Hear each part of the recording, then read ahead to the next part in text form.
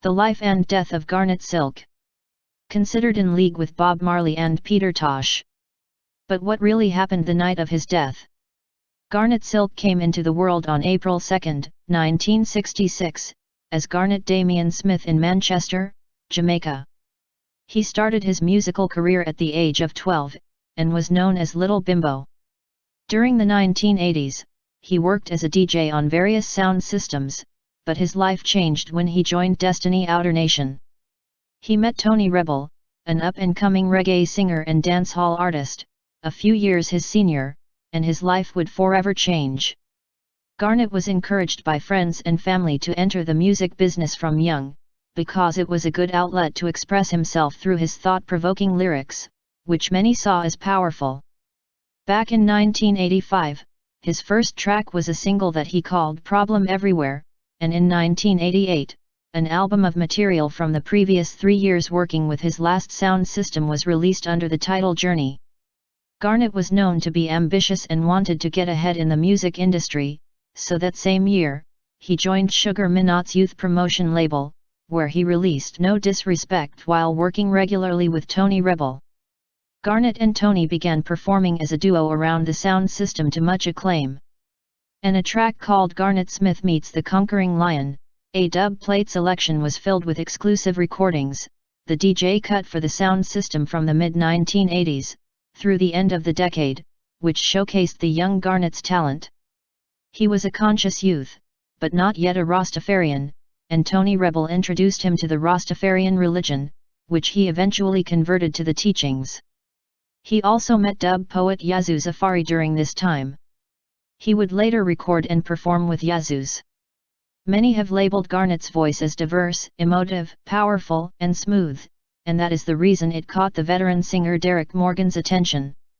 He was impressed with the young Garnet, that he suggested the entertainer should turn from DJing to singing. A recording session was booked at Bunny Lee's studio with Tony Rebel, where they recorded tracks separately, and also as a duo, with Anthony Solisi accompanying them. Around this time, Garnet dropped his earlier moniker and started recording under his birth name. Morgan took control of the early recordings of the duo, which was labeled Tony Rebel Meets Garnet Smith in a dancehall conference. The session was so successful that Garnet continued as a singer, and he went on to work with some of the foremost producers in Jamaica. Garnet eventually moved from the Hills in Manchester to Kingston, where he signed a 2-year contract with Steely and Clevie of the renowned Mixing Lab Studio in 1990. During the time he spent with the duo producers, he recorded an album's worth of songs. Incidentally, it was Clevie that gave Garnet the name the world would come to know him by. Garnet Silk, this alias was given because of his voice, which the producer said was smooth as silk. Garnet was not happy that only one of the songs he had recorded during that period was released, and it was a duet with Chevelle Franklin called We Could Belong Together.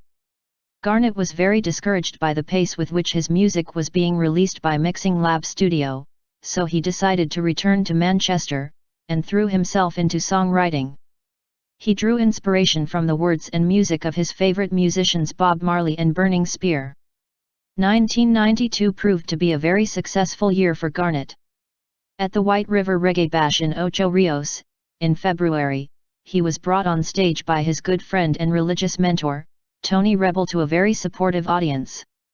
While in Ocho Rios, Tony also introduced him to a producer called Courtney Cole, who owned Roof International Studio, which was based on the North Coast Parish. This new liaison provided a refreshing alternative to the Kingston mainstream for the young musician. From this introduction, Garnet started to get notable success with singles like Nothing Can Divide Us, Mama, 7 Spanish Angels, and the popular combination tune with Yazoo Zafari, entitled I Can See Clearly Now. Bobby Digital Dixon, another reggae producer, was in Ocho Rios during that time also, and heard Garnet singing, and was very impressed with his performance, and invited him to return to Kingston. During 1992, Garnet spent time at the Digital B studio, and voiced his first output for Bobby Digital, which finally led to the release of his debut album called It's Growing. The album brought Garnet international recognition and success. It established him as one of the most successful reggae artists of the early 90s. With the album's growing popularity, Garnet was immediately compared to reggae greats like Bob Marley and Peter Tosh. Reggae fans and critics hailed its growing as a masterpiece, and noted that Garnet was a singer, songwriter of rare depth and originality, which they hadn't seen since his musical icons set foot on the reggae scene 3 decades earlier. Garnet was not blind to the emotions his album evoked. In an interview, he was asked about the comparison between him and Bob Marley, and he showed a lot of humility with his response when he said, "I see Bob as the king of reggae and a brother. Bob has done his work, and so Yah appoints me to do mine, just like Bob." 1993 was another year for Garnet to celebrate. With the release of Hello Africa, under the Star Trial label, he scored another international major hit, as it reached number 1 on the UK reggae charts, and kept the position for several consecutive weeks. To this day, Hello Africa proves to be the most popular song worldwide from his catalogue. That same year, Garnet had some more international hits like Place in Your Heart, Fill Us Up With Your Mercy, Zion in a Vision, and Kingly Character, just to name a few. He was reigning as the young and bright star in reggae music, because during this time he dominated the reggae charts worldwide. His lyrics and cultural messages uplifted reggae music. He was continuously recording, and toured extensively during the early 1990s. He filled clubs and concert halls wherever he performed. The pace at which he was performing became so demanding, that in early 1993, he had to leave the stage during a performance at the Ritz in New York City. His doctor diagnosed him with low blood pressure and exhaustion and ordered him to take a rest. His fans were disappointed that he was forced to retreat from the limelight. By the beginning of 1994, he was rested and ready to continue on his musical journey. He signed with Carrying Productions, and also secured a major label deal with Big Beat Atlantic, coupled with the release of the Steely and Clevie-produced album Love Is the Answer featuring the 1990 recordings that were shelved. Along with single releases like Harder, Complaint and Fight Back, this trinity soon put him back on the international reggae charts. Steely and Clevie releases did not go unnoticed by fans and critics of Garnet at the time. Most wondered why they had put his songs on the shelf for so long. They did what a lot of record producers do to unknown talent. They put little to no money into promoting unknown artists, but wait until their star is rising, to release songs and ride their wave of success with their releases. In Garnet's case, all of his releases had proven to be very successful. His successful return from his hiatus did not go unnoticed at Jamaica's 2 premier international festivals in the summer of 1994. Reggae Sunsplash and Reggae Sumfest, where fans eagerly awaited him with an emotionally charged energy, during what is now known as his final performance on a big stage. However, he had one more performance at a nightclub in Kingston called The Mirage, where he was part of Richie Stevens' birthday celebration, on the Tuesday night before the tragedy took place. Though the 28-year-old reggae superstar was constantly in the studio, and touring, financially, his big payday hadn't yet come. He was reported staying at his sister's house, with his pregnant wife, and their children. He left to see his mother to never return to them.